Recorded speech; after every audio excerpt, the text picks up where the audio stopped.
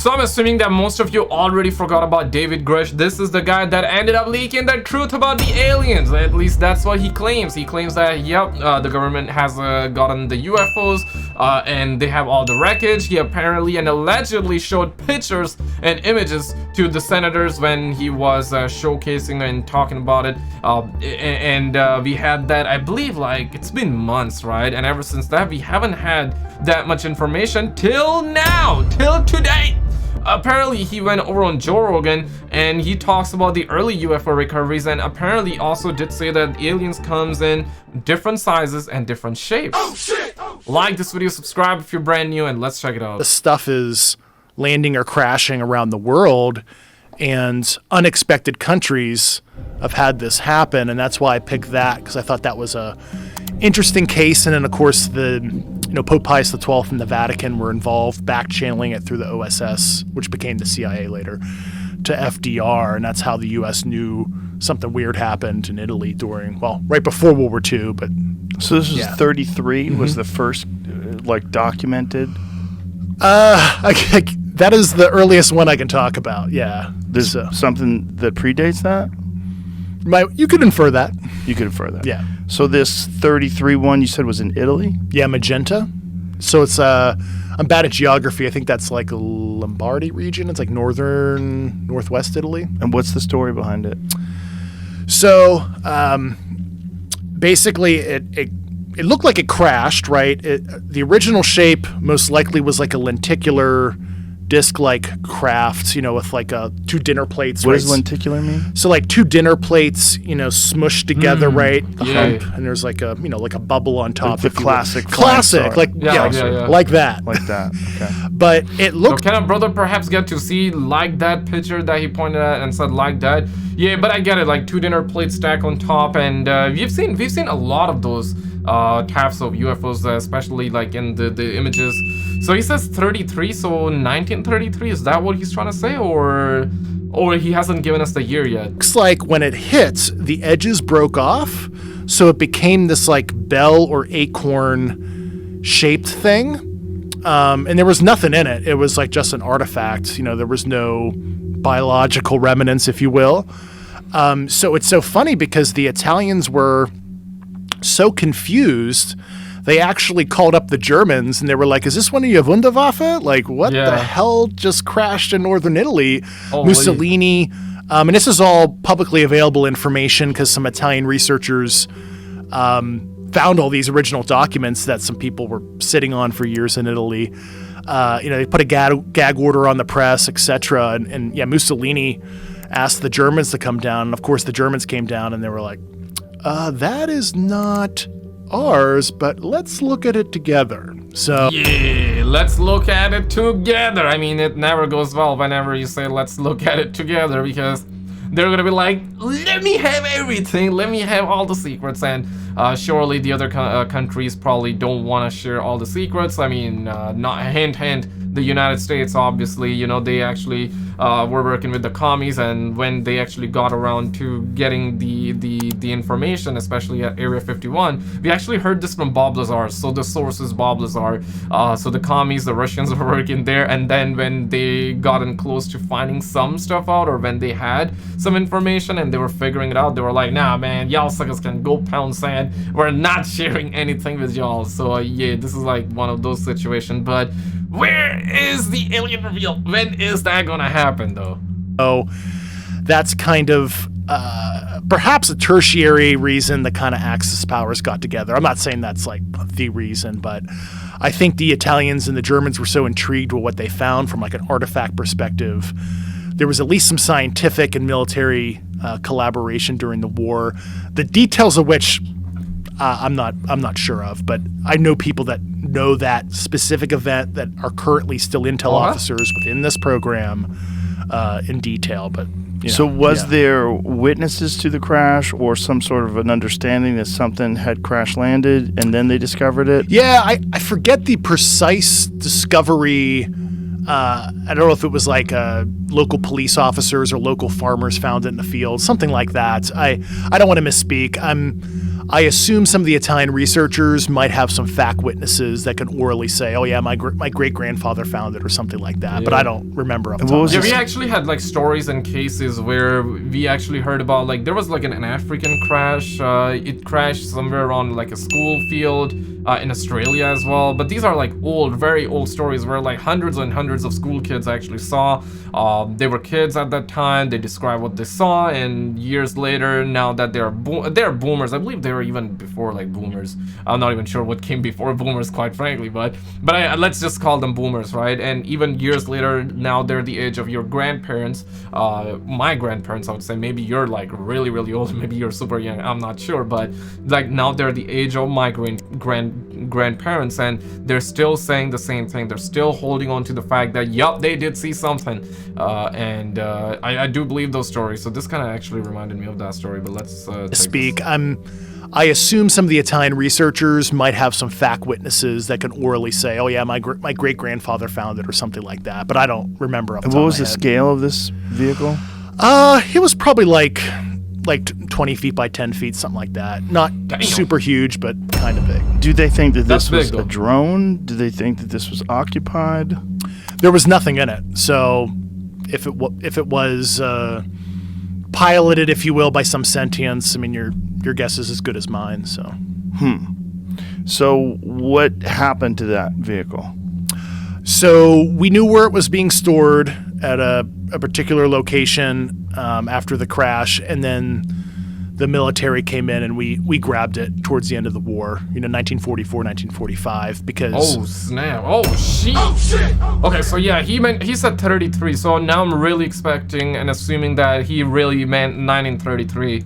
Like I said, Pope Pius XII already kind of let FDR know. Why did the Pope get involved? Because it's Well, in Italy? Well, interestingly enough, there's like a whole history of human intelligence prior to World War II, and old money, the Vatican, the Italian mob, kind of the old country boys did a lot of informal intelligence collection for the U.S., and there's probably some books you can read on it, but it's really interesting. Human intelligence collection wasn't really formalized until the Office of Strategic Services, the OSS, which became the CIA in 1947. You had Paul Mellon and all these other affluent guys of all these old money families that basically created the CIA. So that's probably the reason why.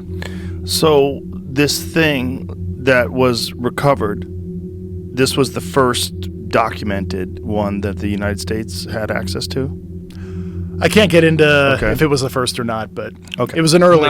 Probably not. If I have to take a guess, probably not. And around like the World War II, whenever they started dropping like bombs on Hiroshima and Nagasaki, right after that, like they say this, right after that, the sightings actually doubled, tripled, quadrupled. Right after that, they started seeing a lot of UFOs because they were interested in, they saw like them light balls, right? Like they saw the fireworks from space. Apparently some suckers don't believe space is real. Is it real? What is real? What is not real? I'm not sure, man. What you guys believe in, man? one. Very early. Yeah. So it's almost 100 years ago.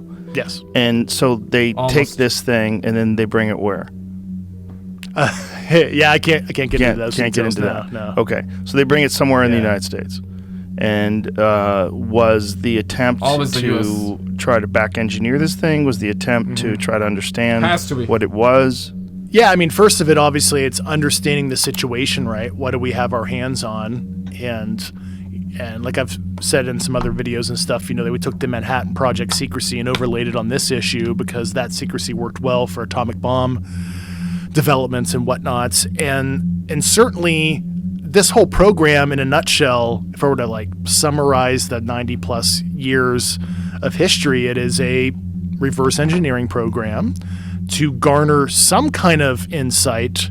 And of course, not a lot of the things that we've learned from it are like directly, ripped off the technology we found, but it has inspired other innovations that made its way into other U.S. classified programs over the year for national defense reasons. I actually want to see like those images that you shared in that Senate though a couple of months ago. It's been months. It's crazy how fast time flies, but I want to see those images. I want to see those images. I want to see. Do you want to see those images? Like the video if you want to see those images. It's a myriad of different things. So The UFO folklore is that this is where fiber optics were discovered first.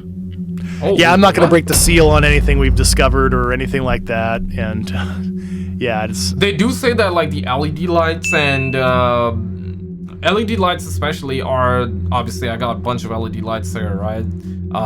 Apparently they found out through reverse engineering it, and they find apparently this is like alien technology. A lot of the stuff, the chips that go in the phones and everything like that, we reverse engineer it. I don't know, man. There's like a lot of conspiracies like that are out on the internet, which are very fascinating though, right? Surely fascinating, and I surely like to believe something actually came from them, right? Because let's be real, in the 1900s, we were like, we were on the horses, and now, bruh, we got computers in the palm of our hands that are this thin. I'm talking about the cell phones, the smartphones, right? place I can't go to. How limited are you Yeah. in what you can discuss and what you can't discuss, and why? Yeah. Why do they let you discuss any of this? Yeah, so anything sensitive that I want to say as it relates to like U.S. government activity, whether it be intelligence stuff, military stuff, etc., I have to submit it through what they call DOPSR, DoD Office of Pre-Publication and Security Review. That is something anybody who's been an intel officer, anybody with like a clearance, has to submit that kind of stuff. Now, obviously, if you're writing a book about gardening, you don't have to, but if you're going to talk about anything military and intelligence related, you have to submit. So, well, duh. It's kind of a catch-22 for this office, right? They're only looking at it from a security perspective. They're not vouching for it or anything like that. And that's like any author, right? They could write a book about Navy SEALs and they're not vouching for the story. They're vouching that you didn't say any nasty code words. You didn't burn a specific ongoing classified program. And for them, I mean, I'm not in their OODA loop, but certainly it's a catch-22 for them where if they want to redact and they propose a redaction, they're like, hey, Dave, you can't say these sentences. You can rewrite it and resubmit. You know, we can't necessarily tell you what agency said to redact it, but you're not allowed to say this. They would be basically self-certifying there's a there. So in my opinion, probably the policy is like, if it has to deal with the subject, we're not saying anything. We're not proposing any. I'm seeing like a lot of discussion. In fact, I've seen a lot of discussion when David Grusch first came out with his reporting and saying that, yeah, the aliens are real. They are here. The UFOs are real. I mean, I'm a believer, but do you really want to believe his story? I mean, seems like a very nice guy. Seems like a very credible person as well. In fact, he does have a lot of good credentials. I have to agree. Even if you disagree, well, the truth is the truth, right? You cannot deny that. But I've seen a lot of discussion and I'm like, okay, so if you can, how and why are you revealing this information, right? First of all, and if you're revealing it, why then are you saying you cannot reveal this, but you can reveal that, you can reveal this, but not that?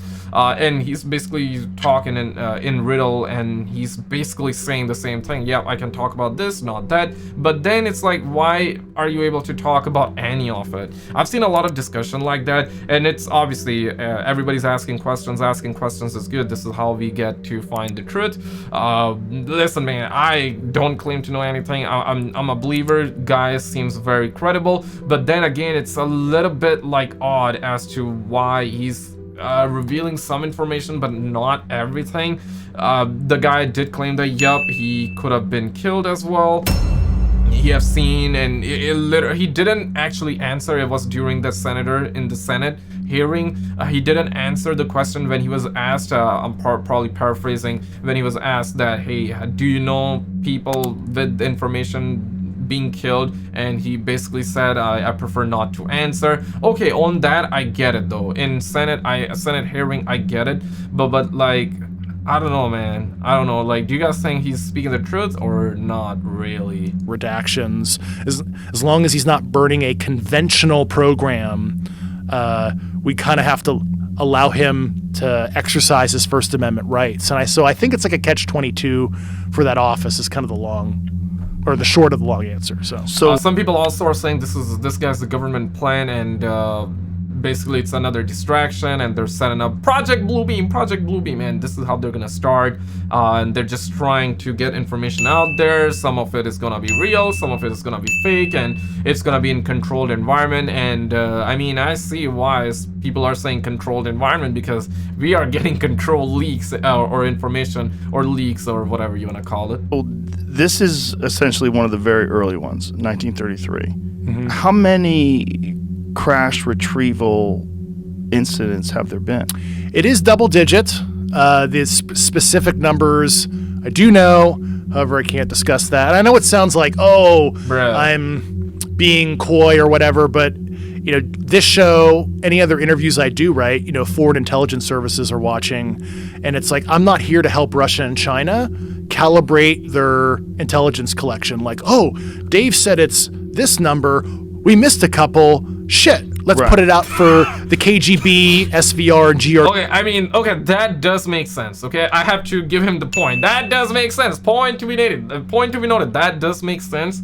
But even then, it's like, I don't know, man. I don't know. Just reveal the goddamn truth, bro. The human civilization deserve to know the truth. Like the video if you deserve to know the truth. Or you are now going to hit the street. But you cannot handle the truth, man. You cannot. Nah, man. Just reveal the truth. It's to try to figure out which ones they miss. So I'm here to protect national security, and I'm just trying to put all the general topics out there for public conversation to hold our government accountable, really. Because I'm here as a... Alright, that's logical, but still, that doesn't mean that he's like speaking 100% facts, or we should believe him blindly. Has a lot of credentials, sounds logical, sounds believable, and I do believe in the topic myself, so I'm inclined to believe what he's saying. But then we gotta ask questions, but what he's saying here does make sense, though. It does make sense. Thoughts? Fact witness, because we have a constitutional oversight issue, because this program has not been, reported to Congress in the appropriate way, and I can get into a senator I talked to that has died recently, so I can, explain to you why I'm so sure. Besides what I read, which we can get into what intel reports I read, I did get some stuff cleared. Let's get into it. So I read a comment where it said that he did mention like aliens come in different sizes and different forms. Maybe he's gonna talk about that. I'm interested in hearing that. During my investigation, I'm like, you know what? I need to talk to somebody at the highest levels, right? So, and this will give you an idea of the kind of people we talk to. And this is the only one I'm going to talk about using their name because they died 2 years ago. So in spring 2021, I actually flew with a couple colleagues of mine to Las Vegas. And I met with Senator Harry Reid about 9 months before he died. And of course, he's a private citizen now, and I wanted to brief him on the topic, and I wanted to get his kind of thought leadership on it, because, he was a Gang of Eight member, right? Which is the top most cleared senators and congressmen. He was the majority leader, for God's sakes, of the Senate. And I knew, he helped sponsor the OSAP program that I mentioned, and where they looked at Skinwalker Ranch and some other things. And I wanted to understand, what does Harry Reid actually know? Why did he, give $21 million to DIA and Bigelow Aerospace for this? So I'm sitting there in Harry Reid's living room, right next to him with some other witnesses that were there with me. And he straight up says, he's like, yeah, I knew we had UFO material. I was denied access for decades. Damn. I tried to get access, and then he explained some of his efforts during OSAP, and I was like, holy shit, did the former majority leader just say, did he just confirm this to me as well? I was already talking to these amazing high-level people, but I have Harry Reid literally saying, yes, we have material, and, he knew it was non-human. Did Harry Reid have personal experience with this?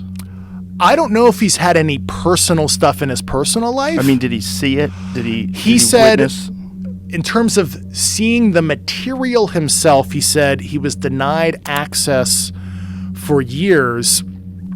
So does that mean that eventually he was able to see and he was not denied? I want to know that. I want to know it all. Said he was denied access for years decades was his term, and he actually told me Decades. on behalf of me he was going. So he had like a weekly call with President Joe Biden at the time, Sleepy and Joe? he straight up said to me he was going to talk to President Biden about this issue. I mean, Sleepy Joe is like busy getting another ice cream. He's busy sleeping, busy licking kids out there as well, bro. Allegedly, of course, but like, damn, bro, he's probably not gonna do anything. Let's be real. I'm in Canada, by the way, guys, so like no politics, but hey, man, like it's getting bad out here as well. So I mean, it's kind of like the same, right? It's Joe over, man. It's Joe over for the U.S. and Canada, man. Literally. And yeah. Then what he was telling me about OSAP, I was like, holy shit! I have like 20 other people that told me this, dude. So. The real history, what fucking OSAP was, because I think there's a lot of people out there that think they were looking at ghosts, Skinwalker Ranch. Yes, they went to the ranch as a secondary and tertiary objective, but the real reason, so like there's a document that came out a couple years ago through FOIA from the Defense Intelligence Agency. There was this special access program request that Harry Reid, you might have seen this, I think like George Knapp and company have reported on this, that he sent to the Deputy Secretary of Defense William Lynn. And it was asking for one of the most serious SAPs you can ask for, what they call a bigoted, waived special access program. So waived means it's limited congressional reporting.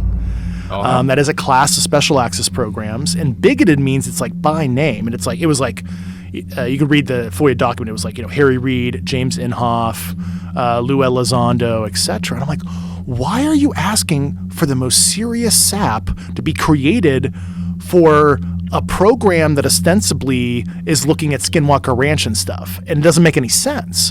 So what really happened there... Those of you that don't know what Skinwalker is, just I would say one of the best videos that I've seen on the topic was from Mr. Ballin.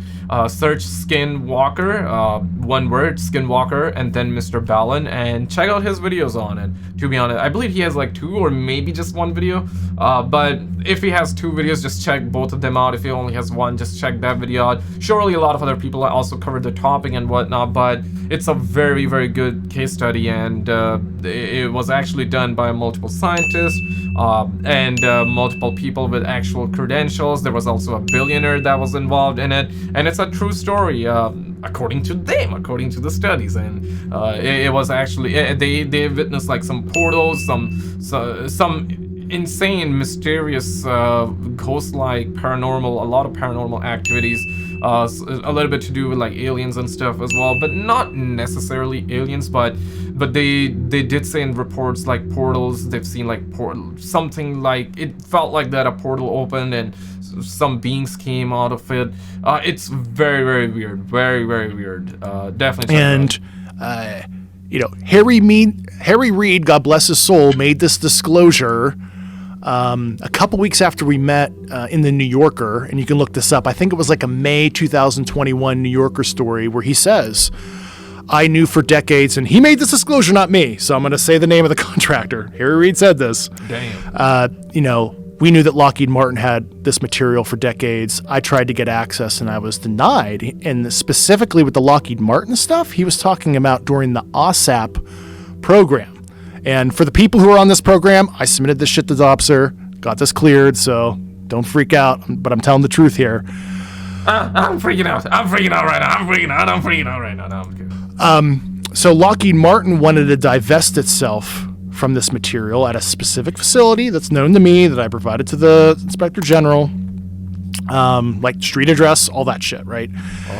And the idea was, if they made a security catcher's mitt for this shit, most serious SAP possible, the contractor and the other government customer, which was the Central Intelligence Agency, for that specific Lockheed material. And it was shit that they recovered from like the 50s and stuff. And it was like bits and pieces of like hull structure, shit like that. And so they were going to tech transfer it. And the $21 or $22 million was actually for Bigelow Aerospace to build out, facilities in Las Vegas and material analysis equipment. And I saw the staff meeting slides. I saw the paperwork. Like there's a paperwork trail I've seen on this shit. And I talked to the people involved in this program. Guys, we definitely need to know more. There should definitely be a full-blown reveal by now. We should see pictures. Pictures gotta get revealed. Just show us something, man. Just show us something. But ladies and gentlemen, click on this video on the screen. This recently just happened. It was caught on the video. We had a lot of clips in this one. Check it out, and I will see you right there.